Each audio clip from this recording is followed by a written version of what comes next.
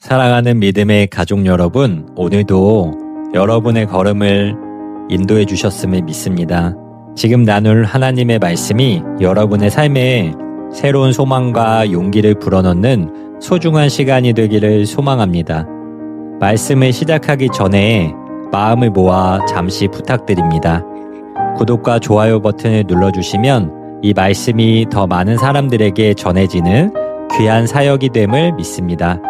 그리고 혹시 주변에 믿음의 격려가 필요한 분이 있으시다면 이 영상을 꼭 함께 공유해 주세요. 여러분의 손길을 통해서 한 사람의 인생이 바뀌는 줄 믿습니다. 댓글에 아멘이라고 적어주시거나 기도 제목을 적어주신다면 제가 댓글을 적어준 분들을 위해서 매일 기도하겠습니다. 자, 이제 기대하는 마음으로 하나님의 말씀 속으로 들어가 보겠습니다. 여러분 안에서 마음을 가진 분이 계실 겁니다. 또 한 해가 시작됐네. 작년에도 이렇게 기도했는데 올해는 좀 다를까? 연초가 되면 우리는 기도를 시작합니다. 새벽을 깨우고 다짐을 하고 마음을 다잡습니다. 하나님 앞에서 이렇게 말합니다. 올해는 잘 풀리게 해주세요. 그런데 며칠 전 저희 교회 한 집사님의 이야기를 들었습니다. 이분은 연초만 되면 누구보다 진지하게 기도하고 새벽에 교회에 나오시는 분이었습니다. 기도 제목도 구체적이었고 신앙도 오래되었습니다. 그런데 그 집사님이 이렇게 말했습니다. 기도는 했는데요. 이상하게도 매년 비슷해요. 상황은 조금씩 달라지는데 막히는 지점은 늘 같은 자리더라고요. 이 말이 낯설지 않게 들리신다면 이 영상은 지금 이 순간 여러분을 위한 말씀일지도 모릅니다. 우리는 보통 이렇게 생각합니다. 내가 더 간절하지 못했나? 기도를 더 많이 했어야 했나? 그래서 해가 바뀌면 기도 시간을 늘리고 결심을 더 단단히 합니다. 하지만 이상하게도 한 해가 지나고 나면 이런 고백이 반복됩니다. 열심히 살았는데, 기도도 했는데 왜 크게 달라진 게 없을까? 문제는 기도를 안 해서가 아닐 수 있습니다. 문제는 기도의 시작점일 수 있습니다. 연초에 우리는 대부분 이렇게 기도합니다. 잘 되게 해주세요. 막히지 않게 해주세요. 문제 없게 해주세요. 이번엔 제발 좀 풀리게 해주세요. 이 기도는 틀린 기도가 아닙니다. 하나님은 우리의 필요를 아시는 분이기 때문입니다. 하지만 이 기도에는 한 가지 공통된 전제가 숨어 있습니다. 지금 내가 가려는 이 길은 맞다는 전제. 우리는 거의 묻지 않습니다. 하나님, 이 길이 맞습니까? 대신 이렇게 기도합니다. 하나님, 이 길을 축복해 주세요. 그리고 그 결과, 기도는 계속되지만 삶의 방향은 바뀌지 않는 한 해가 반복됩니다. 성경은 이 문제를 아주 정직하게 말합니다. 구하여도 받지 못함은 정욕으로 쓰려고 잘못 구함이라. 이 말씀은 기도가 부족해서 실패했다는 말이 아닙니다. 기도가 잘못된 방향에서 시작되었다는 말입니다. 여기서 말하는 정욕은 세속적인 욕망만을 의미하지 않습니다. 하나님 뜻을 묻지 않은 나 중심의 계획을 의미합니다. 우리는 하나님께 인도를 구하기보다 동의를 구했고 방향을 묻기보다 결과를 요청했습니다. 그래서 어떤 해에는 하나님이 침묵하시는 것처럼 느껴집니다. 아무 응답도 없는 것 같고 문은 열리지 않고 기도는 공중에 흩어지는 것처럼 느껴집니다. 하지만 성경은 말합니다. 하나님의 침묵은 거절이 아닐 수 있다고. 그 침묵은 멈춰서 방향을 다시 보라 는 신호일 수 있습니다.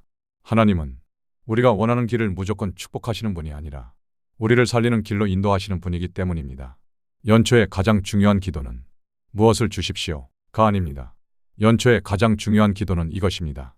하나님, 올해 제가 가야 할 방향이 어디입니까?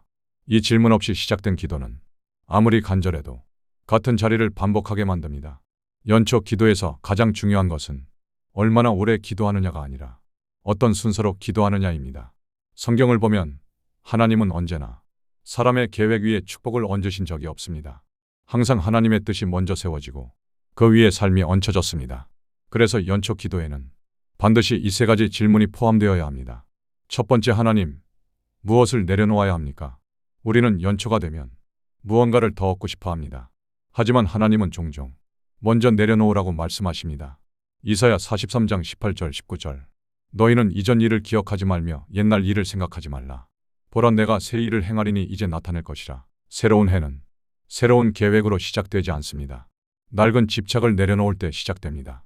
붙잡고 있던 관계, 이미 끝났어야 할 기대, 하나님보다 더 의지했던 방식. 연초 기도의 시작은 이것입니다. 하나님, 제가 아직도 붙잡고 있는 것이 무엇입니까? 두 번째, 하나님, 어디로 가야 합니까? 우리는 보통 이렇게 기도합니다. 하나님, 이 길이 잘 되게 해주세요. 하지만 성경의 사람들은 이렇게 기도했습니다. 하나님, 어느 길로 가야 합니까? 잠언 3장 5절 6절. 너는 마음을 다하여 여호와를 신뢰하고 내 명철을 의지하지 말라. 너는 범사의 그를 인정하라. 그리하면 내 길을 지도하시리라. 하나님은 우리가 정한 길을 축복하는 분이 아니라 우리가 갈 길을 지도하시는 분입니다. 연초 기도에서 방향을 묻지 않으면 그 해는 아무리 열심히 살아도 계속 빙빙 돌게 됩니다. 세 번째, 하나님, 제가 누구로 살아야 합니까? 이 질문이 빠지면 기도는 목표 관리로 변합니다. 로마서 8장 29절.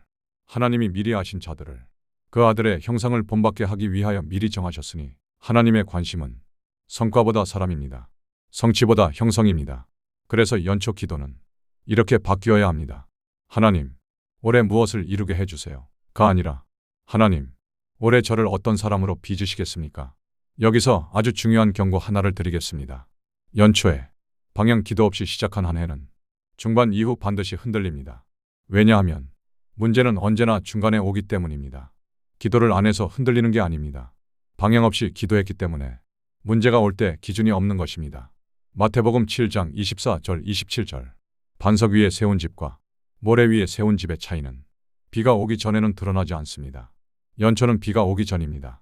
지금 방향을 세우지 않으면 중반에 무너집니다. 이제 함께 기도하겠습니다. 지금 멈추지 말고 이 기도를 따라 하십시오. 하나님 아버지, 이 해를 제 뜻으로 시작하지 않겠습니다. 제가 붙잡고 있던 것을 내려놓겠습니다. 하나님, 제가 가야 할 길을 보여주십시오. 제 생각이 아니라 아버지의 방향을 따르겠습니다. 이 해를 통해 저를 바꾸어 주십시오. 성과보다 인격을, 속도보다 순종을 선택하게 하소서. 예수님의 이름으로 기도합니다. 아멘. 사랑하는 가족 여러분, 오늘도 은혜로운 시간이 되셨나요? 그렇다면 댓글에 아멘 혹은 사랑합니다 라고 남겨놔 주세요.